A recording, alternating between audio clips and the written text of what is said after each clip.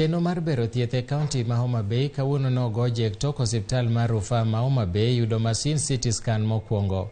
E nyasi manotelie kod gavana ma Homa Bay Gladys Wanga nowacho ni masin no dhi konyo mathoth e chwalo thieth ne jodak mosebedo kadhi e kauntis mamoko ni eka giyud thieth kitiyo gi masin no. Chenro mar bero thieth otim e kuonde thieth mopogore opogore e kaunti no.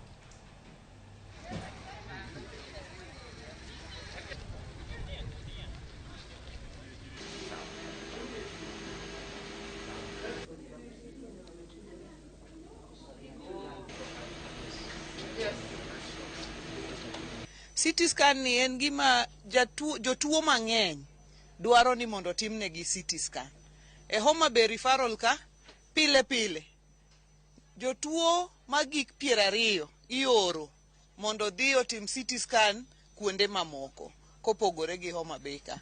Mane momiyo kawuono wamor nikech kane wabiro ka dweche 3 mokalo nwayudo ka wan gi MRI scan lakini waonge gi CT scan. Nwawacho kendo nwasingo ni en ndalo mapiyo kaka nyalore wabro bedo gi CT scan.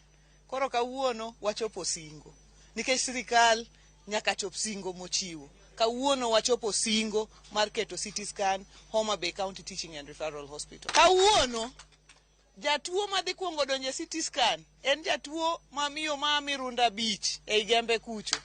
Kendo osebedo ka jumbe 2 kanoore ni mondo dhi otim CT scan to noonge gi nyalo mora monyalo dhigo e CT scan. Koro kawuono idhi gole ward tikele CT tidwoke e ward tithiedhe thieth dhi kode nyime. Mano e lokruok mar adiera mwadwaro.